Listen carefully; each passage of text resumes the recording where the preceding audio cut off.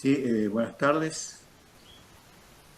Hoy comenzamos el segundo encuentro del ciclo referido a conocer las organizaciones políticas, institucionales, financieras de aquellos estados federales, aquellas naciones federales en distintos lugares del mundo.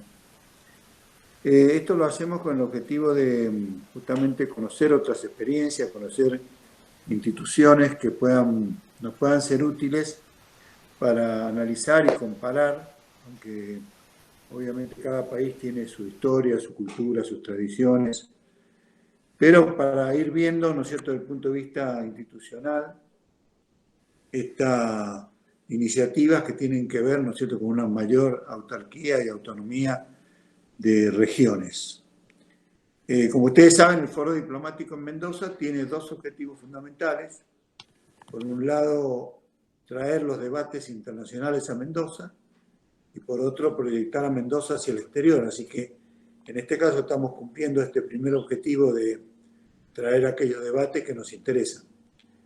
Bueno, en este caso en particular, gracias a la gestión de nuestro asociado, el cónsul de Suiza en Mendoza, el ingeniero Raymond Scheffer, hemos obtenido, gracias también a él y a su, digamos, predisposición, la posibilidad de conversar y conocer la experiencia de la Confederación Suiza. En este caso en particular vamos a tener nada más y nada menos que al embajador de la Confederación Suiza en la República Argentina, al doctor Enrique Schlemberg. ¿Está bien pronunciado, Enrique? Sí, gracias. Schellenberg. Gracias. Así que, y la mecánica va a ser la que hemos hecho en otras oportunidades, o sea, lo vamos a escuchar a él, vamos a ver su presentación, luego hay un mecanismo que ya ustedes conocen, que a través de una dirección de correo electrónico pueden dirigir a ese correo las preguntas que consideren pertinentes, y luego de la exposición del embajador vamos a tener a través de Gerardo Beninski, que es el secretario del Foro Diplomático Mendoza, quien va a ir leyendo las preguntas para que el señor embajador las conteste en su caso. Así que lo escuchamos muy atentamente y le agradecemos muchísimo que se haya prestado para esta, estoy seguro que vamos a aprender mucho acerca de la Confederación Suiza y vamos a aprender seguramente instituciones muy valiosas para nosotros. Muchas gracias. Muchísimas gracias. Es un gran placer estar aquí con ustedes en el Foro Diplomático de Mendoza. Muchas gracias por la invitación y por el interés también por saber más acerca de las instituciones suizas, del funcionamiento del sistema político de Suiza. Estoy particularmente contento de estar en contacto con Mendoza, puesto que fue prácticamente el último viaje que pude hacer antes de la pandemia. A principios de marzo estuve en Mendoza para la fiesta de la vendimia y tengo muy buenos recuerdos de ese viaje a Mendoza y con ganas de volver. Desde entonces no he salido de Buenos Aires. Ahora yo he preparado una presentación que voy a tratar ahora de compartir con ustedes, una presentación PowerPoint, y espero que esto funcione. Así que, a ver, muy bien. ¿Se ve? ¿Se ve la presentación? Sí, se ve muy bien, señor embajador. Perfecto. Muy bien. Bueno, pues voy a hablar un poco del federalismo en Suiza y del sistema democrático que tenemos en Suiza, que es un poco sui generis, es particular. Bueno, la primera foto es simplemente una foto de mi ciudad natal, de Zurich. El Matterhorn. Si se ven bien, entonces puedo continuar con la parte ya más, digamos, entrar en materia. Para entender el federalismo en Suiza, hay que entender también un poco los orígenes de Suiza, ¿no? Y la el desarrollo histórico de Suiza. Suiza, los primeros habitantes de Suiza fueron los helvecios, que eran celtas. Luego Suiza fue conquistada por los romanos. Suiza fue totalmente romanizada o latinizada. Se hablaba latín en toda Suiza. Hasta hoy se ven vestigios del periodo romano en Suiza, pero la cultura era una combinación entre los celtas y los romanos. Y luego, hacia el final del Imperio Romano, pues llegaron las invasiones germánicas del norte, que desarticularon el Imperio Romano, y en Suiza pues se asentaron y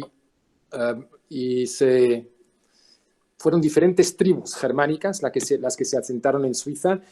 Así que Suiza en realidad es un país que es fruto del mestizaje y caracterizado por su diversidad, ¿no? Eso se refleja, por ejemplo, en los idiomas.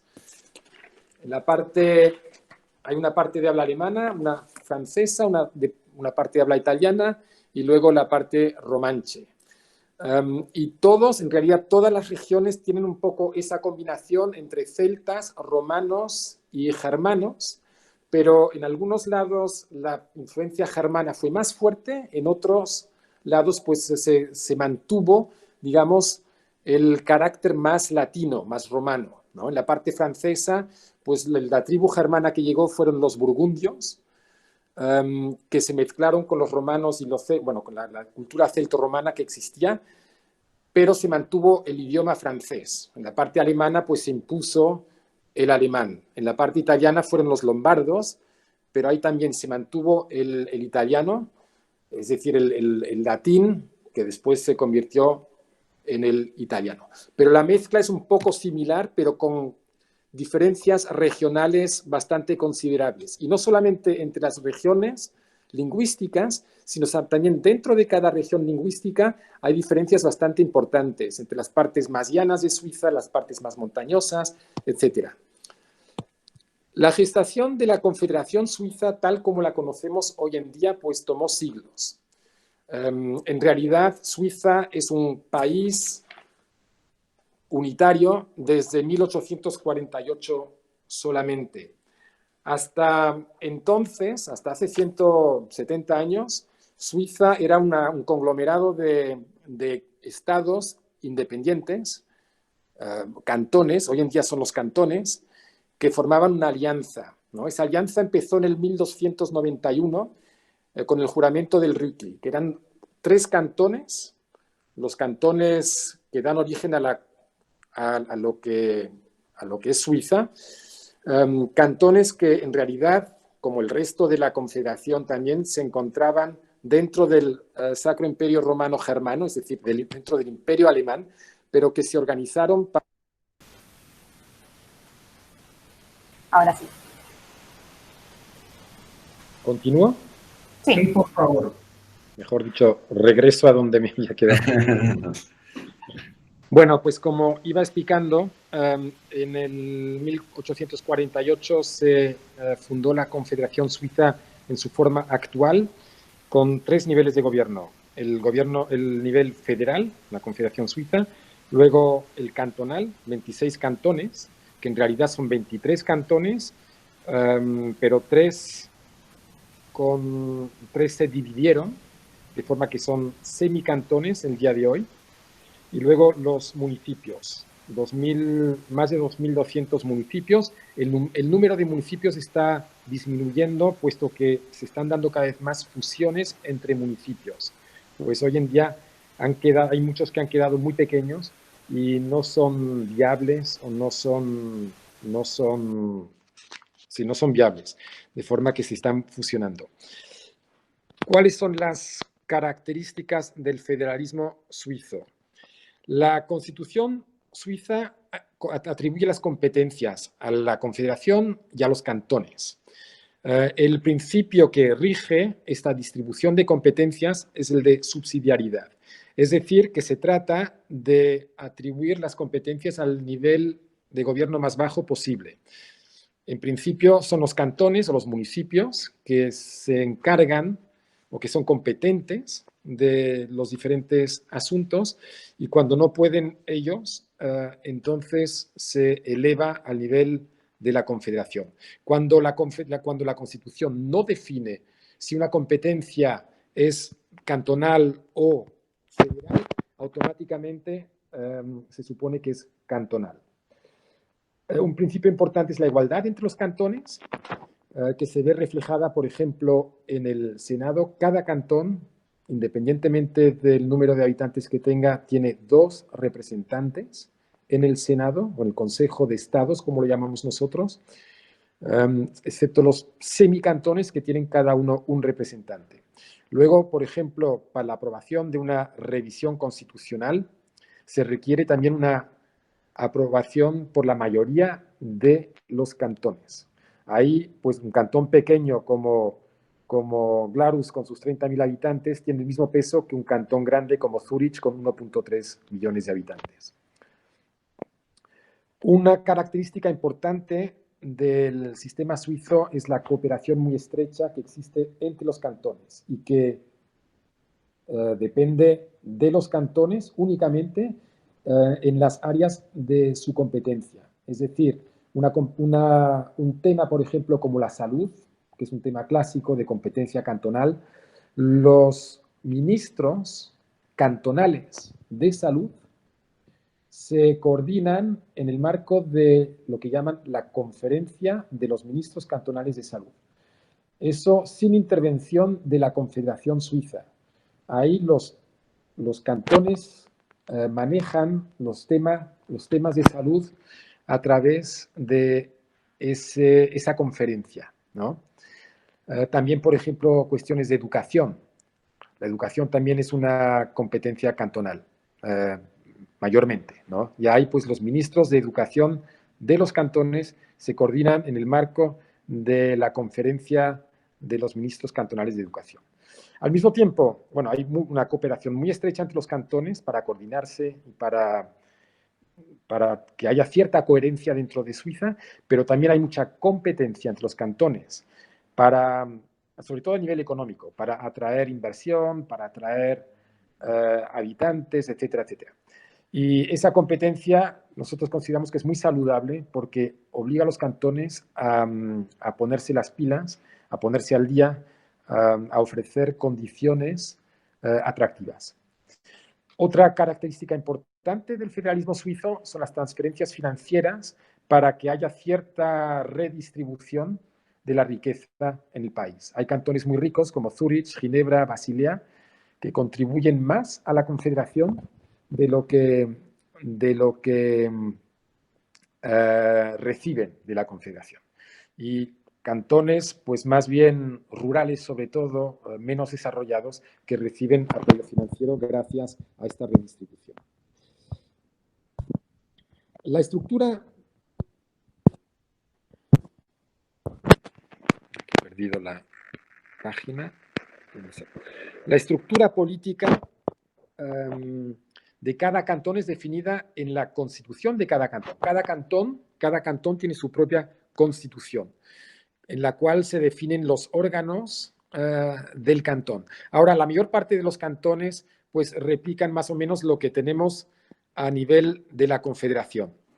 Es decir, tenemos 3 poderes: el ejecutivo, el legislativo y el judicial. El pueblo suizo solamente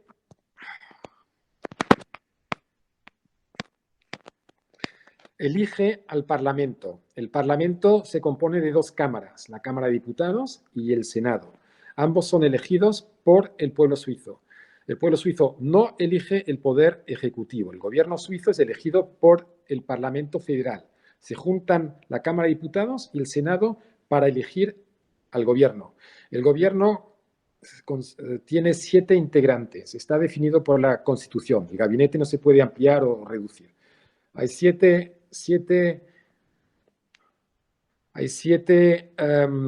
miembros del gobierno y uno de ellos es el presidente, y esa función va rotando. Cada año otro miembro del Consejo Federal de nuestro gobierno asume el rol de presidente de la Confederación. Los cantones, como digo, pues tienen un sistema muy similar, ¿no? Tienen simplemente que el Parlamento es monocameral, ¿no? Hay solamente una cámara, no hay Senado a nivel cantonal, y proceden de la misma forma por lo general, es decir, el electorado elige el Parlamento y luego el Parlamento elige el gobierno, que también normalmente tiene 5, 7 o 9 integrantes. Aquí pueden ver la distribución geográfica de los cantones. Y las competencias, como digo, o como decía, es la Constitución quien las reparte. Las competencias de la Confederación Suiza, según la Constitución, son sobre todo las siguientes: relaciones exteriores, seguridad y defensa, luego todo lo que es comercio, aduanas, el manejo de las aduanas, la moneda es una competencia federal, la infraestructura nacional, como la red ferroviaria, por ejemplo, o la red de autopistas nacional, y el derecho civil y penal, son competencias típicas de la Confederación Suiza. A nivel cantonal, las competencias son la salud, luego la educación, sobre todo a nivel de primaria, secundaria, pero incluso a nivel universitario. La educación universitaria es una competencia compartida. Hay 2 universidades, las politécnicas, que son de competencia federal, y las demás universidades son de competencia cantonal. Luego la policía es una competencia cantonal, cultura y finanzas. Las finanzas, ahí hay una competencia compartida. Lo voy a explicar ahora mismo. Luego están las competencias municipales, que a su vez dependen de la constitución de cada cantón. Cada cantón define cuáles son las competencias a nivel cantonal y cuáles son municipales, ¿no? Entonces hay que ver la constitución de cada cantón. Pero competencias clásicas de los municipios son la policía, el registro civil, la infraestructura local, ¿no? Las carreteras locales del municipio, luego las escuelas, sobre todo escuelas primarias, son competencia municipal, y luego el tema de las finanzas. Las finanzas, pues se reparten, la competencia es compartida entre la Confederación, los cantones y los municipios. Cada cual tiene sus propios ingresos fiscales. A nivel federal, los, digamos, impuestos clásicos son el impuesto sobre la renta, el impuesto sobre las ganancias, el IVA, ¿no? A nivel cantonal son más bien, bueno, también los mismos impuestos, es decir, el impuesto sobre la renta, el impuesto sobre las ganancias, y luego impuesto patrimonial, por ejemplo, impuesto de herencia, aunque no en todos los cantones existe. En mi cantón Zurich, por ejemplo, no hay impuesto sobre la herencia. Y luego a nivel municipal, pues también los municipios perciben una parte del impuesto sobre la renta, pero cada municipio y cada cantón define su propia tasa fiscal. Y ahí hay mucha competencia entre los cantones, entre los cantones y los municipios, ¿no? Porque según el municipio, uno paga más o menos impuestos.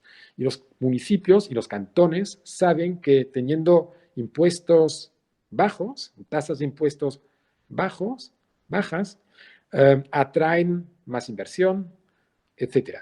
Son más atractivos tanto para residentes como para empresas. Y esa competencia fiscal que existe entre los cantones es fuerte y permite mantener, digamos,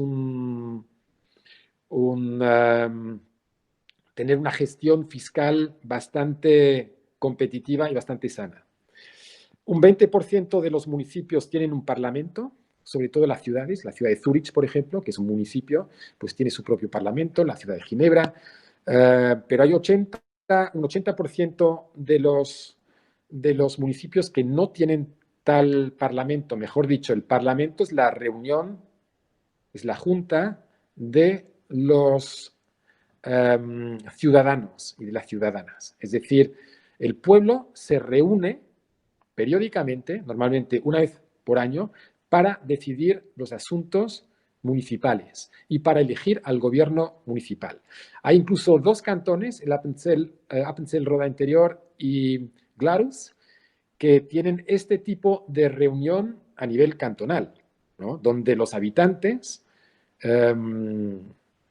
con derechos políticos del cantón de Appenzell-Roda Interior se reúnen una vez al año para discutir los asuntos cantonales o municipales, ¿no? Aquí tenemos, eso es el cantón de Glarus. Aquí tienen la reunión, es el parlamento prácticamente, ¿no? Es la reunión de todos los ciudadanos con derecho de voto del cantón de Glarus que se reúnen para votar, para elegir, ¿no? Esto realmente eso es democracia directa, súper directa. Eso solamente existe en Suiza en esta forma, ¿no? Por eso en Suiza hablamos en realidad de democracia semidirecta. Eso es un elemento de democracia directa que tenemos en Suiza, ¿no? Como digo, el pueblo interviene directamente en los asuntos políticos, sin intermediarios, sin parlamentarios. Es como si la gente se reuniera en la Plaza de Mayo para votar la reforma judicial, ¿no? Claro, como digo, esto solamente se puede hacer en un círculo muy pequeño, ¿no? Es decir, a nivel municipal se hace en la mayor parte de los municipios y luego en los 2 cantones que he evocado. Luego hay otros instrumentos interesantes, instrumentos democráticos que permiten a la población intervenir en la política, ¿no? Y que hacen que nuestra política, nuestra cultura política sea semidirecta. A nivel federal tenemos el referéndum, ¿no? Se reúnen 50.000 firmas para cuestionar una ley aprobada por el Parlamento y luego la iniciativa popular con 100.000 firmas. Ahora mismo voy a explicar brevemente de qué se trata. A nivel cantonal tenemos instrumentos muy parecidos, pero nuevamente cada cantón define sus propios instrumentos de democracia semidirecta, ¿no? A nivel federal, el referéndum facultativo pues requiere, digamos, el Parlamento suizo aprueba una ley. Hay ciudadanos que no están de acuerdo con la ley. Recogen 50.000 firmas para cuestionar la ley. Entonces, esa ley tiene que ser, obligatoriamente, tiene que ser sometida a voto nacional. Es decir, el pueblo suizo tiene que votar si aprueba esa ley o si la rechaza. Y el resultado del referéndum es vinculante para el gobierno y para el Parlamento. Luego está la iniciativa popular, ¿no? Que a nivel federal hay que recaudar 100.000 firmas. Un grupo de ciudadanos, por ejemplo, quiere proponer alguna ley. Un ejemplo de hace algunos años, un grupo de ciudadanos quería aumentar el número de semanas de vacaciones anuales de 4 a 6, ¿no? Y recaudó 100.000 firmas. Esa propuesta de ley se tuvo que someter a votación popular y finalmente fue rechazada por el pueblo, ¿no? Pero así es como funciona la democracia semidirecta suiza. Ahora, por ejemplo, el 27 de septiembre de 2020 tenemos votaciones a nivel federal. Esto es una foto de la página, de la portada del folleto que nos han enviado para esta votación con informaciones, un folleto que contiene 86 páginas con muchas informaciones detalladas sobre los diferentes temas acerca de los cuales vamos a votar el 27 de septiembre.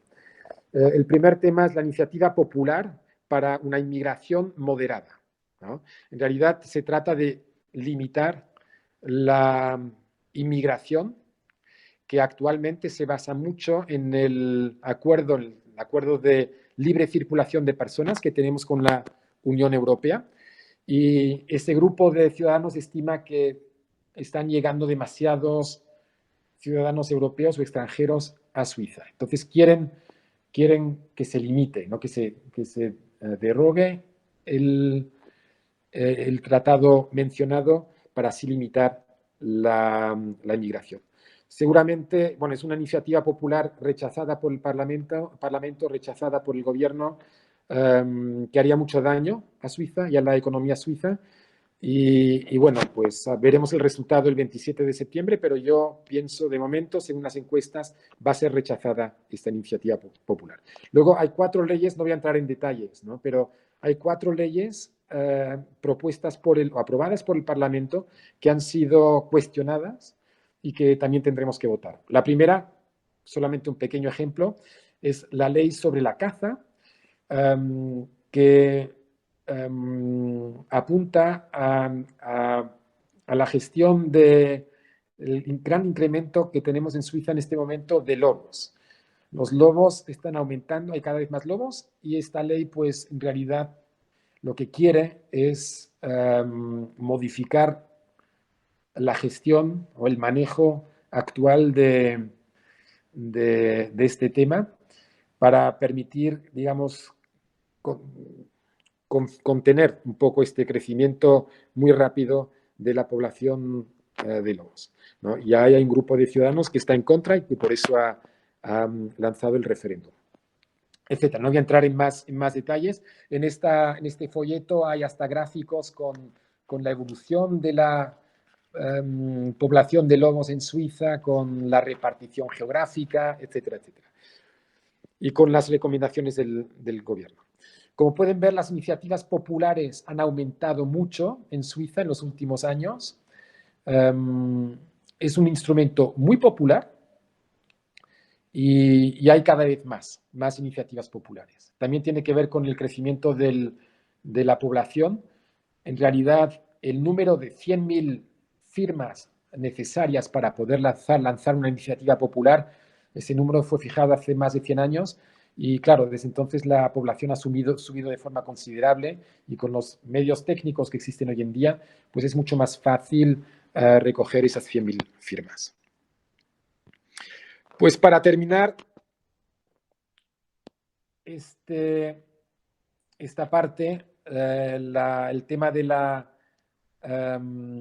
la democracia semidirecta de Suiza, la podría caracterizar de la forma siguiente: como todo hay que someterlo o todo puede ser sometido al pueblo, es importante adoptar leyes que sean equilibradas y que sean el fruto de consensos, porque si no van a ser rechazadas por el pueblo. Es un proceso bastante largo y complejo, lo hace bastante lento, pero tiene la ventaja de que una vez que se aprueba una ley o una revisión constitucional, el pueblo suizo acepta, ¿no? Las acepta y no hay más discusión. En realidad beneficia un poco el conservadurismo. No es tan fácil cambiar las leyes o cambiar la constitución en Suiza por todos estos requisitos formales. Y de hecho, cuando uno ve que hemos tenido que votar 4 veces en Suiza para introducir el IVA, ¿no? El IVA, que es un instrumento de financiación del Estado esencial en cualquier parte del mundo, pues en Suiza tuvimos que votar 4 veces para introducir el IVA, ¿no? La ONU, por ejemplo, las Naciones Unidas, votamos una primera vez en el 1986. El 75% del pueblo suizo rechazó la adhesión a las Naciones Unidas, y volvimos a votar en 2002, que fue cuando ya el pueblo suizo aceptó la adhesión a las Naciones Unidas. Es decir, nos tomó muchísimo tiempo, parece casi increíble, ¿no? Entrar en las Naciones Unidas. Luego el sufragio femenino a nivel cantonal. Hubo cantones que lo introdujeron muy pronto, sobre todo los cantones de habla francesa, como Ginebra, el cantón de Vaud, pero a nivel federal se introdujo solamente en el 1971, también a través de una votación. Y hubo cantones, el cantón de Roda Interior, Appenzell-Roda Interior, que es un cantón muy conservador, pues fue al final, a principios de los años 90, fue obligado por el Tribunal Federal a introducir el sufragio femenino. Es decir, como pueden ver, esto ralentiza bastante todo el proceso político.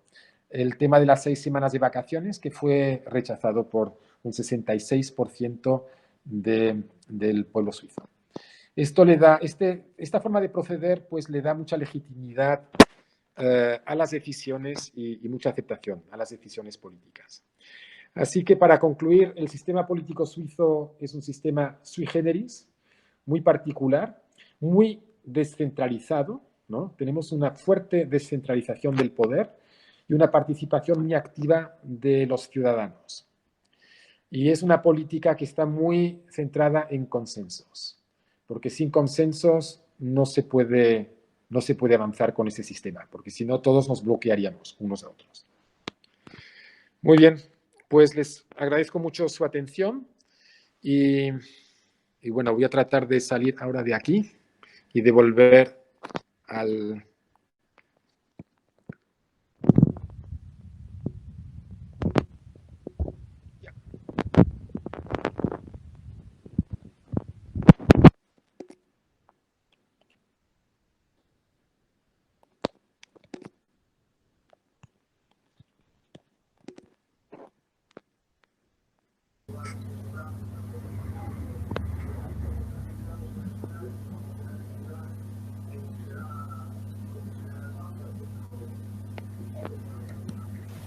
Recuerden que seguimos transmitiendo. Sí, Embajador. sigo yo. ¿Quiere dar alguna conclusión? Ahí estamos. Ahí te ves.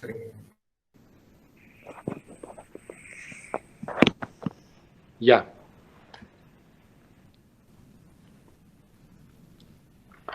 Bueno, se me ve otra vez. Sí, se te ve bien, Enrique. Vale. Muy bien, pues muchas gracias por su atención. Bueno, si a vos te parece, Enrique, podemos empezar con algunas preguntas que han mandado. Sí. Que te las voy a leer. Una primera pregunta es: ¿qué ocurre cuando la gente de los cantones franceses, por ejemplo, no están de acuerdo con los cantones alemanes, que son mayoría y tal vez tengan una mirada distinta? Es un tema efectivamente muy interesante y muy importante. Lo que tuvimos durante algunos años, afortunadamente ya ese tiempo quedó atrás, fue una división entre la parte francesa y la parte alemana acerca de la relación con la Unión Europea. Los cantones de habla alemana estaban en contra la adhesión a la Unión Europea, los cantones francófonos estaban muy a favor. Y ahí surgió realmente un abismo entre las dos regiones, entre las dos partes. Lo bueno es que normalmente las divisiones no son entre la parte alemana y la parte francesa o la parte italiana, sino que son dentro de la parte alemana y dentro de la parte francesa. Es decir, son más bien los cantones urbanos como Zurich del lado alemán o Basilea, Ginebra, ¿no? Lausanne del lado francés, que votan en cierto sentido, y luego los cantones más bien alpinos, rurales, que votan en otro sentido. Y eso hace que en realidad la división entre los de habla francesa y los de habla alemana no sea tan pronunciada, no sea tan grande. Son pocos los temas donde se ve claramente una división entre los francófonos y los germanófonos. De forma que este problema en realidad no está muy presente. Pero claro, si los cantones de habla alemana votan a favor de un proyecto y los de habla francesa están en contra, pues se imponen los alemanes, ¿no? Los de habla alemana. Eso efectivamente así es, ¿no? Eso constitucionalmente pues es la realidad. Solamente que no se da, o se da rara vez con esta claridad o con esta nitidez, ¿no? Normalmente no es así. Afortunadamente, porque eso yo creo que causaría tensiones muy grandes dentro de Suiza. Bien, Enrique. La otra pregunta que seleccioné es lo que dice: ¿cuánto tiempo puede llevar una ley hasta que se concreta por tantas instancias que tiene que pasar, por supuesto? Pues depende mucho, pero en realidad una ley normalmente es el mismo Parlamento que la elabora o el Consejo Federal, el Gobierno, ¿no? Que la elabora, la somete al Parlamento. Luego hay siempre un proceso de consultas de los cantones, de las diferentes organizaciones concernidas por esa ley, y luego en realidad todo el proceso es normal hasta que llega el momento en que es adoptada y es sometida a referéndum. Entonces, muchas leyes, el pueblo suizo no lanza el referéndum, no cuestiona las leyes. Entonces, la mayor parte de las leyes, digamos, son adoptadas y entran en vigor dentro de un plazo pues bastante habitual o razonable. Luego, si interviene el referéndum, ahí sí. Cuando hay un grupo de personas que dicen vamos a lanzar el referéndum, a partir de ahí tienen un plazo para recolectar las firmas y luego, una vez que han recolectado las firmas, hay que preparar el referéndum en sí, ¿no? La votación. Y así, claro, todo eso pues prolonga el proceso por lo menos un año, ¿no? Puede ser un año más, año y medio más, según. Pero si no, es un proceso normal, si no hay referéndum. Bien, tenemos dos preguntas más acá para hacerte, que es, dos preguntas más, que es, ¿en qué participa el Estado en lo que hace a decisiones sobre qué tipo de industria o modelo industrial hay que apoyar? En Suiza, nosotros creemos mucho en que el Estado tiene que crear condiciones marco óptimas para el desarrollo de la economía y de las empresas. Pero el Estado no se involucra en la definición de industrias estratégicas o el Estado más bien crea las condiciones marco óptimas, ¿no? A través de tratados de libre comercio, por ejemplo, facilitándole la vida a las empresas, reduciendo la burocracia o invirtiendo mucho en educación, ¿no? En educación, en investigación, porque consideramos que la investigación, la educación, todo eso es muy importante para la competitividad del país y para el desarrollo económico del país. Todo eso ayuda a la economía, pero las políticas industriales, pues en realidad nosotros lo que hacemos es crear el marco idóneo para que las empresas puedan desenvolverse.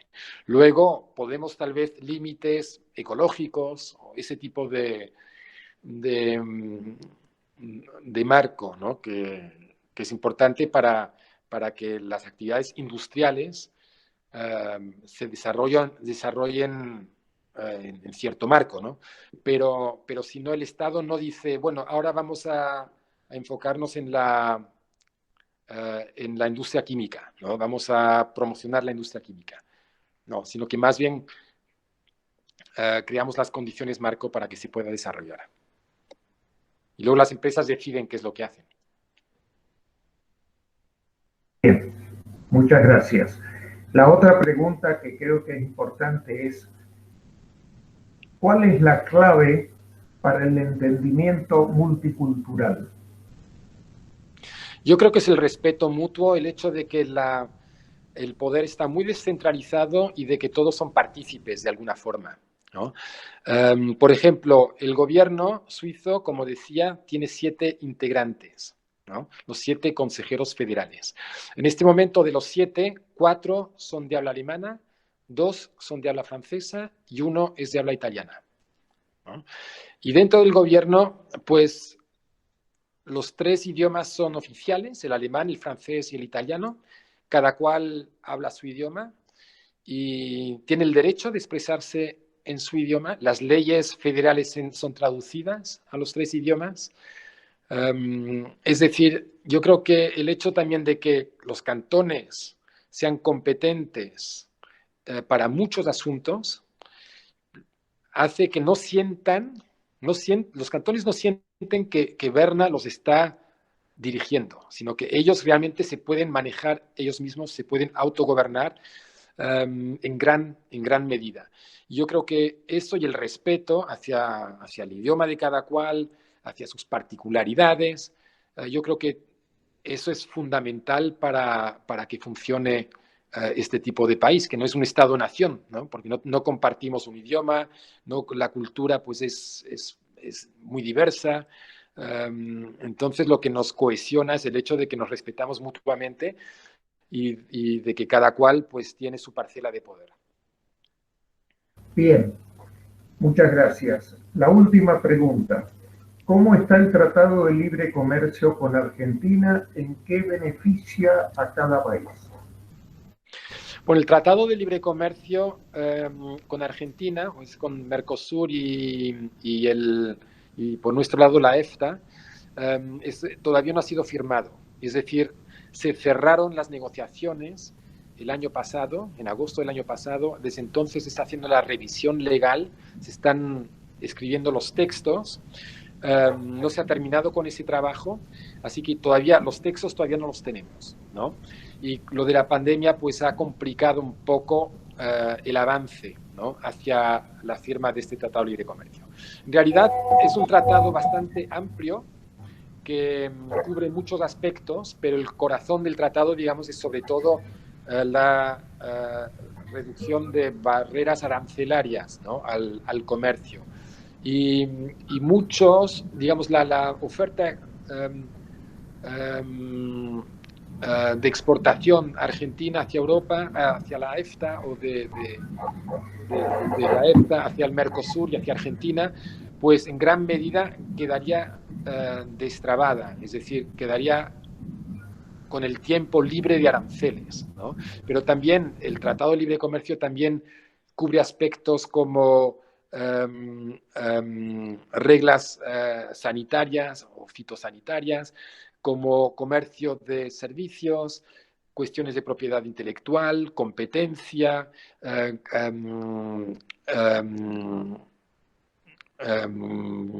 las compras públicas y otros temas más. Es un tratado bastante amplio, pero como digo, el texto todavía no lo tenemos. Pero lo que sí podemos suponer con seguridad a estas alturas es que facilitaría el comercio, ¿no? Y no solamente el comercio, sino que ese tipo de tratados, como nosotros hemos constatado, tenemos muchos, Suiza tiene muchos tratados de esta índole, facilita también la inversión recíproca, facilita en general, ¿no?, la intensificación de las relaciones económicas. No solamente el comercio, sino que va mucho más allá y da sobre todo un marco estable y previsible a las relaciones bilaterales. Muy bien, señor embajador, muchísimas gracias. No hay más preguntas. Le pasaríamos la palabra a Carlos Gaviagli para que haga el cierre. Bueno, muchas gracias, señor embajador. Yo le quería hacer una pregunta que me interesaba ver el tema de ¿cómo ve usted la cooperación en materia universitaria, de investigación, ciencia y técnica entre Argentina y Suiza? Entre Argentina y Suiza hay mucha cooperación directa entre las universidades. Como mencionaba, la educación es competencia cantonal y las universidades en su gran mayoría son cantonales y son muy autónomas. Las universidades suizas pues tienen sus propios proyectos, sus propios programas y a mí me consta, porque lo sé también del lado argentino, que hay mucha cooperación entre las universidades. Nosotros a nivel federal tenemos un programa de becas para el nivel posgrado, incluso postdoctoral. Y cada año pues becamos a cierto número de estudiantes argentinos que van a Suiza.